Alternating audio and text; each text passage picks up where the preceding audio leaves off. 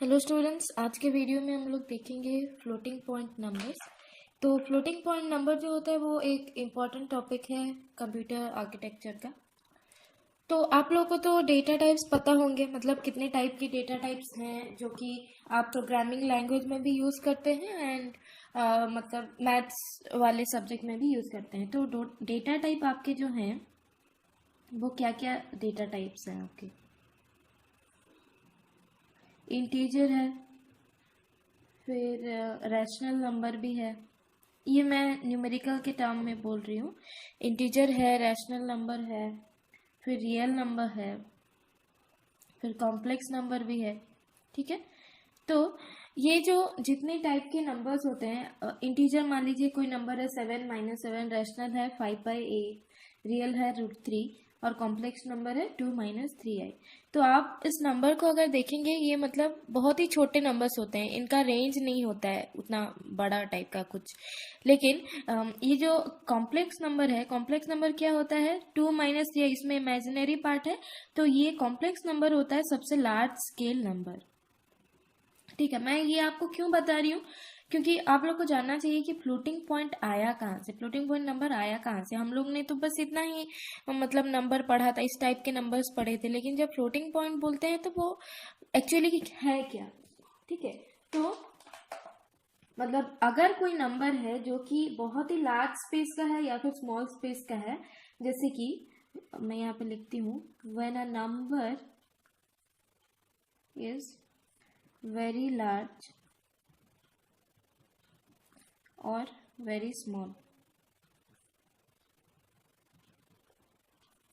जैसे कि मैं एग्जाम्पल देती हूँ, डिस्टेंस बिटवीन टू प्लैनेट। इसको आप इजीली तो मतलब मेजर नहीं कर सकते हैं। डिस्टेंस बिटवीन टू प्लैनेट, मान लीजिए कोई एक वैल्यू है 10 to the power something 12 metre है। ठीक है, इसको आप किससे रिप्रेजेंट करेंगे? इंटीजर, रैशनल, रियल, कॉम्प्लेक्स से तो होगा नहीं, क्योंकि ये बहुत बड़ा नंबर है। मान लीजिए और एक है मास ऑफ इलेक्ट्रॉन, हम लोग ले लेते हैं। तो मास ऑफ इलेक्ट्रॉन अगर हम लोग लेंगे तो बहुत ही कम मास होता है उसका, उसका तो मेजर नहीं कर सकते। तो वो क्या होगा, समथिंग 9.1 या 2, 10 to the power -28 ग्राम, इतना होता है। तो -28 को आप कैसे रिप्रेजेंट करेंगे? ये तो बहुत ही डिफिकल्ट होगा। तो इस टाइप के रिप्रेजेंटेशन के लिए, मतलब अगर कोई भी ऐसे वैल्यू बहुत ही स्मॉल स्केल का होता है या फिर बहुत ही लार्ज स्केल का होता है, तो उसके लिए हम लोग यूज करते हैं फ्लोटिंग पॉइंट नंबर, जो कि इंटीजर, रैशनल, रियल और कॉम्प्लेक्स के द्वारा इजीली रिप्रेजेंट नहीं हो सकता है।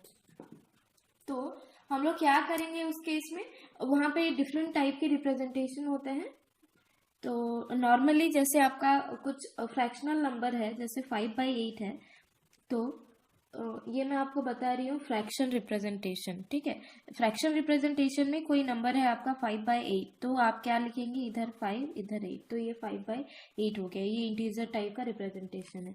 मान लीजिए आपका कोई स्ट्रिंग है -24.09, तो इसको आप कैसे रिप्रेजेंट करेंगे, -24.09। तो ये आपका स्ट्रिंग के लिए है। ठीक है, तो ये है, ये सारा है fractional representation. Fractional representation for normal number, मतलब इंटीजर हुआ, स्ट्रिंग हुआ, बाइनरी हुआ, कोई भी नंबर। लेकिन जब आपके पास फ्लोटिंग पॉइंट आता है, जैसे मैंने यहाँ पे एग्जांपल दिया था, फ्लोटिंग पॉइंट आप लिख सकते हैं 5.9 × 10 to the power 12 मीटर। ठीक है, तो इस नंबर को हम लोग कैसे रिप्रेजेंट करेंगे? तो इसको रिप्रेजेंट करने के लिए भी हम लोग को ऐसे फ्रैक्शनल रिप्रेजेंटेशन यूज करना पड़ेगा। लेकिन आप कैसे लिखेंगे 5.9 फिर 10 to the power 12, उतने नंबर ऑफ जीरो तो देना मुश्किल है। इसीलिए हम लोग के पास इंट्रोड्यूस हुआ हमारा फ्लोटिंग पॉइंट नंबर। ठीक है, तो फ्लोटिंग पॉइंट नंबर तभी आया जब आप लोग को बहुत स्मॉल या फिर बहुत लार्ज नंबर रिप्रेजेंट करने हैं, तो फ्लोटिंग पॉइंट नंबर तभी इंट्रोड्यूस हुआ।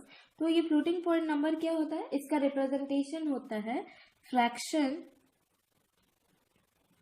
Into base to the power. ठीक है, तो ये जो फ्रैक्शन है ये सिग्निफिकेंट डिजिट होता है, सिग्निफिकेंट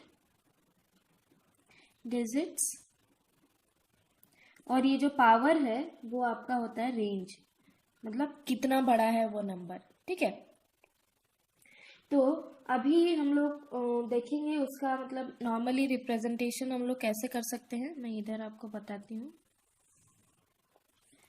तो आप मान लीजिए मतलब एक फ्लोटिंग पॉइंट नंबर है, तो उसका रिप्रेजेंटेशन फॉर्मेट ये है -1 to the power s into m into 2 to the power e dash, ठीक है।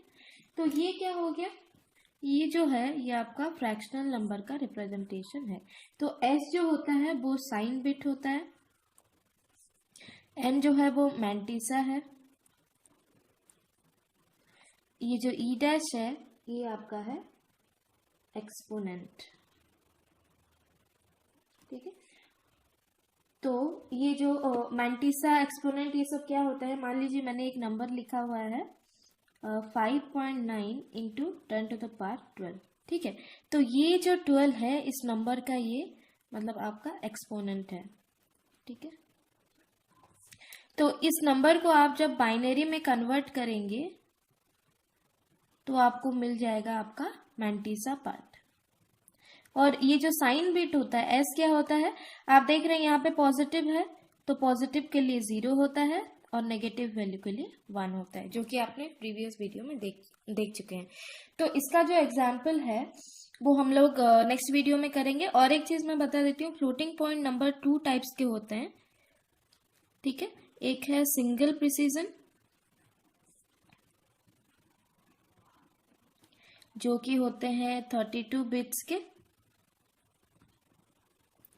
एक है डबल प्रिसीजन जो कि होते हैं 64 बिट्स के, ठीक है। तो दोनों के लिए डिफरेंट डिफरेंट रिप्रेजेंटेशन है, ऑलमोस्ट सिमिलर है, बस वैल्यू डिफरेंट है। तो बेसिकली हम लोग फ्लोटिंग पॉइंट नंबर रिप्रेजेंट करने के लिए IEEE 754 स्टैंडर्ड यूज करते हैं। तो IEEE 754 स्टैंडर्ड यूज करके कैसे हम लोग सिंगल एंड डबल प्रिसीजन में एक नंबर को रिप्रेजेंट करेंगे वो देखेंगे हम लोग नेक्स्ट वीडियो में।